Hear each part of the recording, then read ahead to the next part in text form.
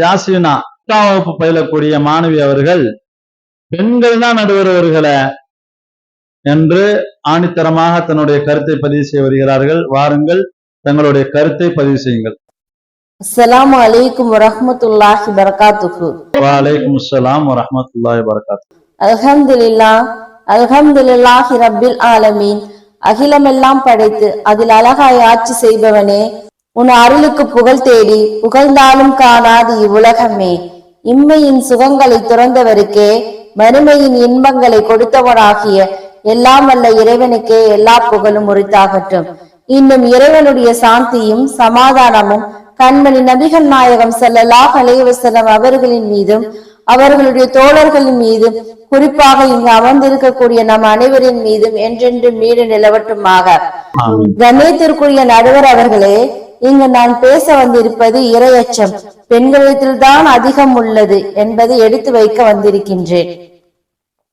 நபிகள் நாயகம் ஸல்லல்லாஹு அலைஹி வஸல்லம் அவர்கள் காலத்தில் வாழ்ந்த ஒரு பெண்மணி உம்மு சூஃபர் அலி, இவருக்கு கொடிய நோய் இருந்தது, வலிப்பு நோய். ஒரு முறை அவர் நபிகள் நாயகம் ஸல்லல்லாஹு அலைஹி வஸல்லம் அவர்களிடம் வந்து முறையிட்டார், யா ரசூலுல்லாஹ், எனக்கு அடிக்கடி வலிப்பு நோய் வருகிறது.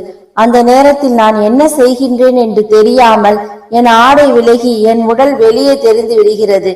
இது எனக்கு மிக வேதனையாக இருக்கின்றது. அல்லாஹ்விடம் எனக்காக துஆ செய்யுங்கள், இந்த நோய் குணமாக வேண்டும் என்று. அதற்கு நபிகள் நாயகம் ஸல்லல்லாஹு அலைஹி வஸல்லம் அவர்கள் 2 வாய்ப்புகளை அவருக்கு வழங்கினார்கள். நீ விரும்பினால் நான் அல்லாஹ்விடம் துஆ செய்கின்றேன், உன் நோய் முழுமையாக குணமாகிவிடும். அல்லது இந்த நோயை நீ பொறுத்து கொண்டால் அதற்கு பகரமாக உனக்கு சொர்க்கம் கிடைக்கும். இதை கேட்டவுடன் அந்த பெண்மணி ஒரு நிமிடம் கூட யோசிக்கவில்லை. யா ரசூலல்லாஹ், சொர்க்கம் கிடைக்க வேண்டும் என்றால் இந்த நோயை நான் சகித்துக் கொள்கிறேன், எனக்கு குணமாக வேண்டாம் என்று கூறி, ஆனால் அதன் பிறகு அவர் வைத்த கோரிக்கை தான் அவருடைய உண்மையான இறையச்சத்தையும் வெட்க உணர்வையும் காட்டுகிறது. நபியே, எனக்கு இந்த நோய் வரும்போது என் ஆடை விலகி என் உடல் வெளியே தெரியக்கூடாது. அதற்கு மட்டும் அல்லாஹ்விடம் பாதுகாப்பு தேடி துஆ செய்யுங்கள் என்று கூறினார்கள். நபிகள் நாயகம் ஸல்லல்லாஹு அலைஹி வஸல்லம் அவர்கள் அப்படியே துஆ செய்தார்கள். அதன் பிறகு அவருக்கு வலிப்பு நோய் வரும், ஆனால் ஒருபோதும் ஆடை விலகியதில்லை. நோயை கண்டு அவர்கள் பயப்படவில்லை, ஆனால் மானம் போய்விடுமோ என்று பயந்தார்கள். பெண்களிடத்தில் இறையச்சத்திற்கு ஒரு எடுத்துக்காட்டு நடுவர் அவர்களே. பெண்கள் தங்கள் மார்க்க ஒழுக்கத்தை கடைபிடித்து ஆடையை முழுமையாக மறைத்து கொண்டு உலகளாவிய போட்டிகளில் பங்கேற்று வெற்றி பெறுவது இறையச்சத்தின் ஒரு நவீன வெளிப்பாடாகும். கணேத்திற்குரிய நடுவர் அவர்களே, ருக்கையா அல் ஹஸ்ரா ஒலிம்பிக் ஓட்டப்பந்தயத்தில் 200 மீட்டர் பங்கு பெற்ற முதல் கிஜாப் அணிந்த இஸ்லாமிய வீராங்கனைகளில் ஒருவர். இறையச்சம். இவர் தலை முதல் கால் வரை மறைக்கப்பட்ட விசேஷமான விளையாட்டு உடையான ஹிஜூத் அணிந்து போட்டியில் ஓடினார். உடல் முழுவதையும் மறைப்பது விளையாட்டிற்கு ஒரு தடை என்று உலகமே நினைத்த போது இவர் தனது உறுதியான நம்பிக்கையுடன் போட்டியிட்டு வெற்றி பெற்றார். காசிமா 2024ஆம் ஆண்டில் அமெரிக்காவில் நடைபெற்ற 6வது உலகம் கேரம் போட்டியில் தங்கப் பதக்கம் உள்ளிட்ட 3 பதக்கங்களை வென்றார்கள் என்று சொன்னால் இறையச்சத்துடன் கிஜாபை அணிந்து சாதித்து காட்டினார்கள். நீதி மற்றும் நிர்வாகத்துறையில் தலைமைத்துவம், அறிவு தேடலிலும் சமூக நீதியை நிலைநாட்டுவதிலும் முஸ்லிம் பெண்கள் அடைந்த மிக உயர்ந்த இடங்கள்.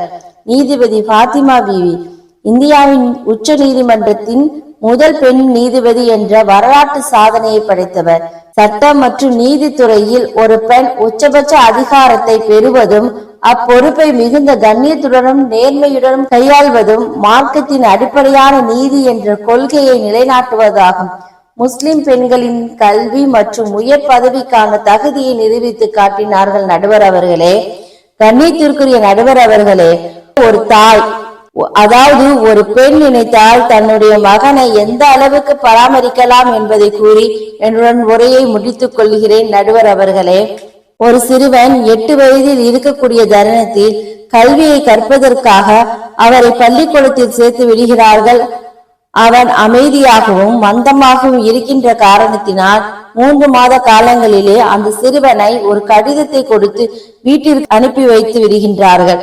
அந்த கடிதத்தை கொண்டு வந்து தன்னுடைய தாயாரிடத்தில் அந்த சிறுவன் கொடுக்கின்றான். அந்த கடிதத்தில் எழுதப்பட்டிருந்தது, உங்களுடைய மகன் மிகவும் மந்தமான சூழ்நிலையில் இருக்கின்றான், ஆகையால் அவனுக்கு இங்கே கல்வி கற்றுக் கொடுக்க முடியாது என்று எழுதப்பட்டிருந்தது.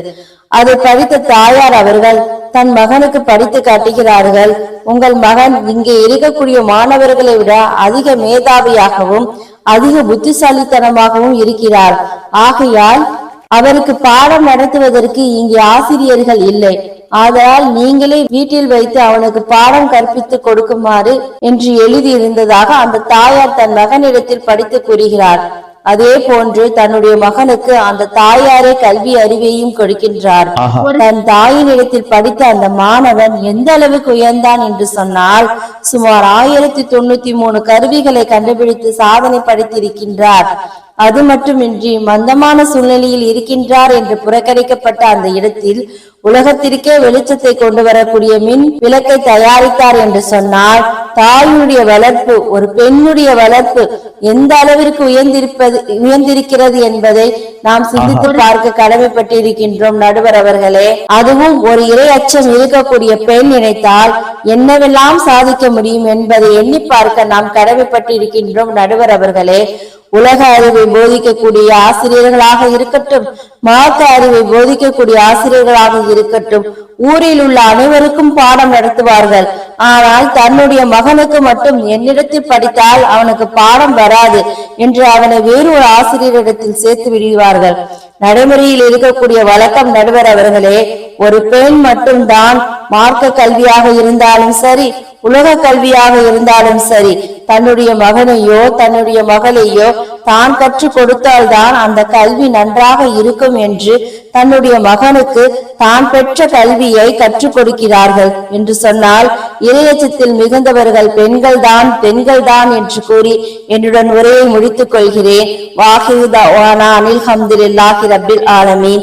அஸ்ஸலாமு அலைக்கும் வரஹ்மத்துல்லாஹி வபரகாத்துஹு.